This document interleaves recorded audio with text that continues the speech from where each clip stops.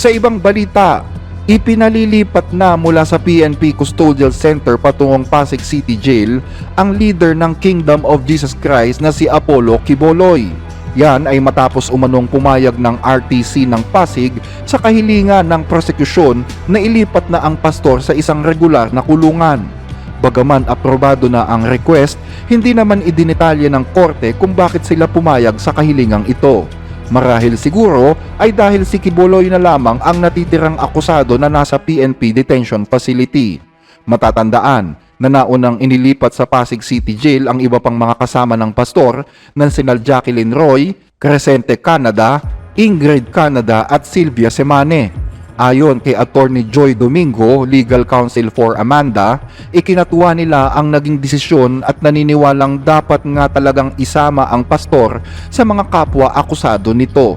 Ang nasabing hakbang ay isa umanong malaking improvement sa nagaganap na labanan sa korte kung saan kinakaharap ng pastor ang patong-patong na mga kaso. Inaasahan naman na magbibigay pa ng mga kaukulang updates ang mga otoridad hinggil sa balitang ito. Ano ba ang naging dahilan at bakit pumayag ang Pasig RTC sa request ng prosecution? June, doon sa pinakita sa atin na kautusan, wala na bang nakasulat doon kung bakit pinalipat na ng kustodiya si Quiboloy, pero siya na lamang kasi ang tanging akusado doon sa mga kasong isinampa sa kanila na nandoon pa sa PNP Detention Facility. Yung lahat ng mga kapwa niya akusado ay nailipat na lahat yun sa BJMP facility June. Pinagbigyan ng korte ang kahilingan ng kampo ng prosekusyon na ilipat na ng kustodiya si Apollo Quiboloy. Ayon sa legal counsel ni Elias Amanda, ang isa sa complainant ng sexual abuse laban kay Quiboloy, ikinatuwa ng kanilang kampo ang desisyong ito ng korte, lalo na ng mga complainant. Of course, we are very happy kasi yun naman talaga yung gusto namin mangyari, na malipat siya sa City Jail kasama ng mga ibang akusado. Patunay niya ito na gumugulong ang justice system sa bansa. Sa lahat ng respondent sa kasong qualified human trafficking, child abuse at sexual abuse laban kay Quiboloy at 5 iba pa, tanging si Quiboloy na lamang ang nananatili sa PNP Custodial Facility. Ang kanyang mga kapwa akusado, lahat ay nasa ordinaryong kulungan na nakakulong.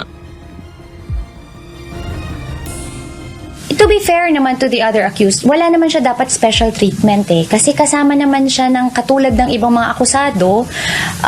Walang dahilan para magkaroon siya ng special treatment na hindi niya maranasang makulong din habang tinatry yung case niya.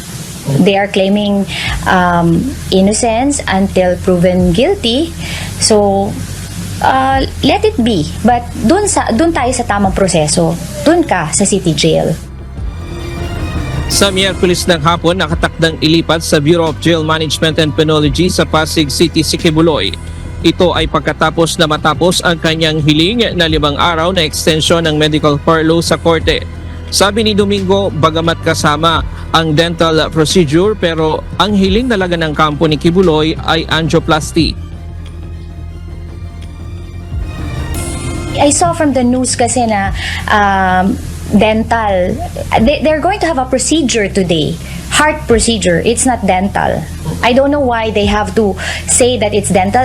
I don't know if it has something to do with Quiboloy running for senator, that they want to hide that fact. But the fact is, it's not just dental. Of course, kasali yung dental, pero he's going to undergo angioplasty.